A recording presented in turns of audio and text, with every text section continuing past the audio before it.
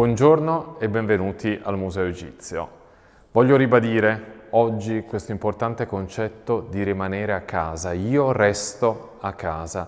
Vi parlo dal Museo Egizio perché è un po' casa di tutti voi e quindi non dovete avere paura del fatto che il museo non sia aperto.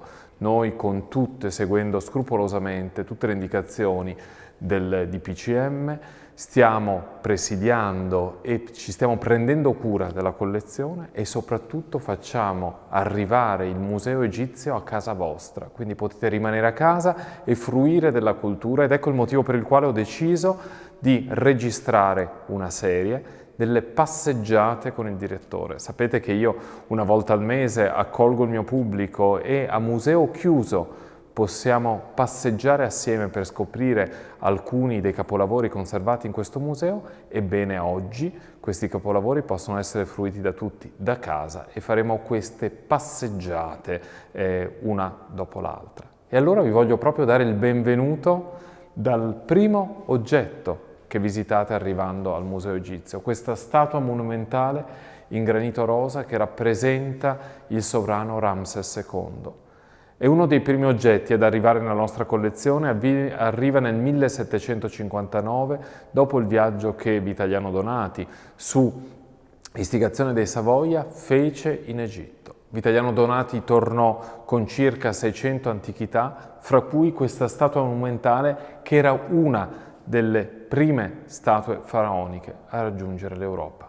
Ma perché questo interesse di Torino per l'antico Egitto? Perché i Savoia decidono di mandare Vitaliano Donati in Egitto a reperire dei reperti. Questa storia inizia più di 100 anni prima e la dobbiamo fare iniziare, a dire il vero, agli inizi del XVI secolo a Roma. Ed ecco che, se mi seguite, possiamo andare a visionare il secondo oggetto di questa storia della formazione del Museo Egizio, che è la mensa isiaca.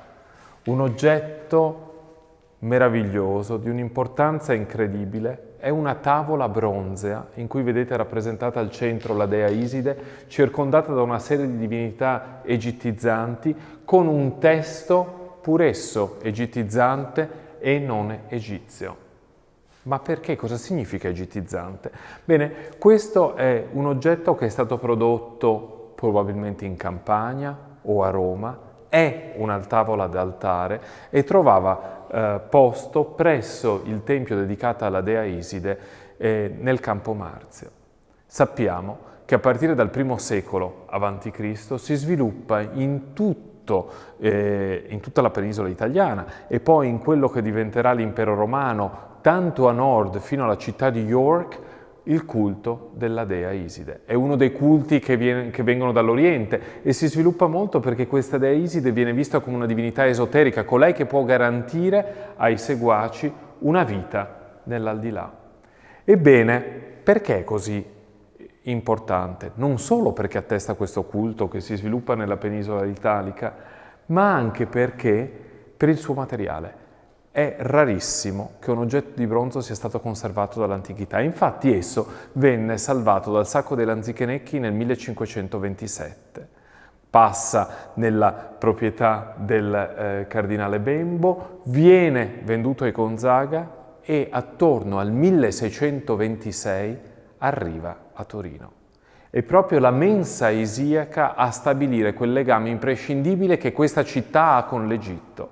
Dobbiamo anche ricordare che Torino da poco era diventata la capitale del ducato. Nel 1563 la capitale era stata trasferita da Chambéry a Torino e Torino aveva bisogno di un mito che legittimasse la sua storia e il suo ruolo di nuovo capitale.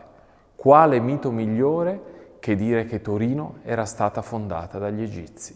La parola Taurus, toro, che era il toro api, insito nel nome della città stessa Torino, l'arrivo di questa mensa isiaca, il ritrovamento poco dopo del sito di Industria con il tempio dedicato alla dea Iside favoriscono questo mito. E proprio da lì la Casa dei Savoia si lega imprescindibilmente all'Egitto e comincia a pensare, ad operare in modo che Torino diventi per sempre la capitale dell'egittologia internazionale. Allora ricordiamoci, 1626 l'arrivo della mensa isiaca a Torino, peraltro che abbiamo appena fatto analizzare, questa mensa è stata per più di 6 mesi presso il Getty Conservation Institute and Research Center, sono state fatte analisi sulle leghe metalliche e se ne è studiata l'eccezionale valore metallurgico. Ebbene, l'arrivo di questa mensa nel 1626 sarà l'inizio di un viaggio meraviglioso che ci porterà poi a avere la collezione che io oggi comincio a farvi scoprire in parte.